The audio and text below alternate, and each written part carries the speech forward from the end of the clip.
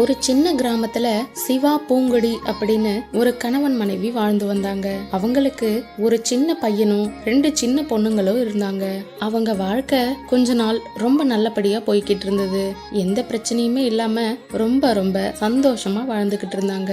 கொஞ்ச நாளுக்கு அப்புறம் பூங்கொடி உடம்பு சரியில்லாம இருந்து இறந்து போயிடுறாங்க. அதுக்கப்புறம் சிவாவாலையும் மனைவி இல்லாம நிம்மதியான வாழ்க்கைய மேற்கொள்ள முடியல. ஏதோ குழந்தைங்களுக்காக வாழணும் அப்படின்னு நினைச்சு தன்னோட வாழ்நாள கடத்திக்கிட்டு இருந்தான். ஒரு நாள் சிவா தன்னோட பையனை அழைச்சு, இங்க பாருப்பா, எனக்கு ரொம்ப உடம்பு முடியறதில்ல, அம்மா மாதிரி நானும் உங்களை விட்டு போயிடுவணும்னு ரொம்ப பயமா இருக்கு அப்படின்னு சொல்றான். அதுக்கு சிவாவோட பையன், அப்படிலாம் சொல்லாதீங்கப்பா, உங்களுக்கு ஒன்னும் ஆகாது, நீங்க தானே எங்களை பாத்துக்கணும், உங்களுக்காக நாங்க இருக்கோம், எங்களுக்காக நீங்க இருந்தா போதும்பா அப்படின்னு சொல்றான். அதுக்கு சிவா, நீ சொல்றதெல்லாம் சரிதான்ப்பா, இருந்தாலும் நான் சொல்ல வேண்டியதை சொல்லிடுறேன். நமக்கு பக்கத்து கிராமத்துல ஒரு காடு இருக்கு. எந்த ஒரு சீர்திருத்தமும் செய்யாம அப்படியே இருக்கிறதுனால நிறைய விலங்குகள் தங்கி வாழ்ந்துகிட்டு இருக்கு. அந்த காட்டுல அந்த விலங்குகளை எல்லாம் விரட்டிட்டு நீங்க எப்படியாவது ஆளுக்கு ஒரு வீடு கட்டி உங்க வாழ்க்கைய நல்லபடியா அமைச்சிக்கணும்பா. அது மட்டும் இல்லாம உன்னோட தங்கச்சிங்க 2 பேரையும் நீ தான் எனக்கு அப்புறம் நல்லபடியா பாத்துக்கணும்பா. உன்கிட்ட இப்ப சொல்லலனா எப்பவுமே என்னால சொல்ல முடியாம போயிடுமோன்னு ஒரு பயம். அப்புறம் நம்ம காட்டுல இருக்க விலங்குகள் எல்லாமே ரொம்ப வலிமை வாய்ந்தது.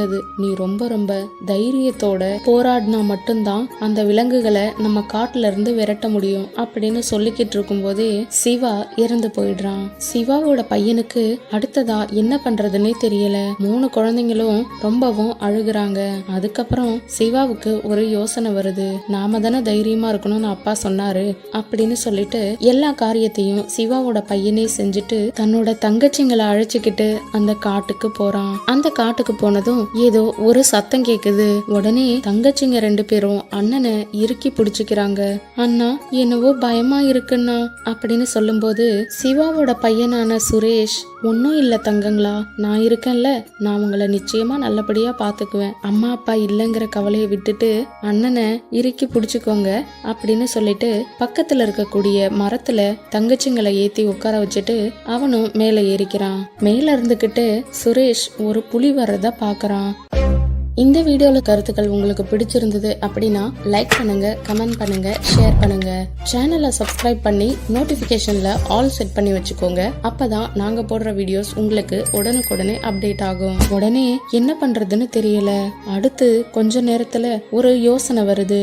தன்னோட 2 தங்கச்சிகளோட கைகளையும் நல்லா வேகமா கிள்றான். அந்த குழந்தைங்க 2 பேரும் சத்தம் போட்டு அழுவ ஆரம்பிக்கிறாங்க.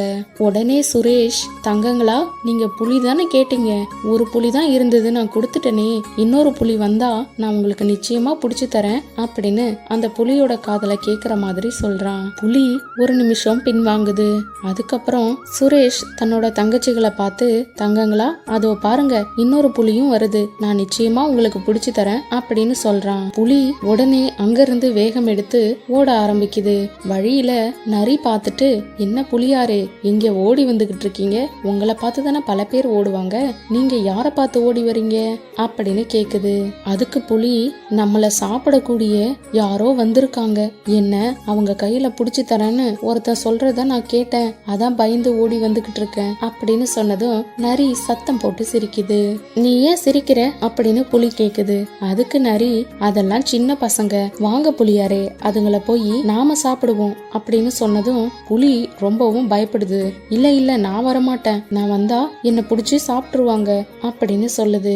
சரி, நாம வேணா ஒண்ணு பண்ணுவோம் அப்படின்னு சொல்லிட்டு நரி தன்னோட வாளோட சேர்த்து புலியோட வாளையும் கட்டுது.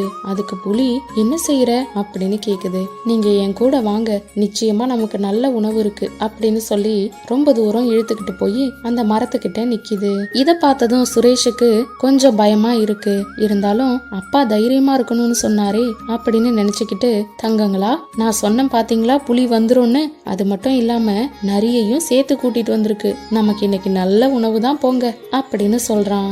இத கேட்டதும் புலி ரொம்ப வேகமா ஓடுது. நரியோ புலியாரே இருங்க, நான் சொல்றத கொஞ்சம் கேளுங்க அப்படின்னு பேசிக்கிட்டு இருக்கு.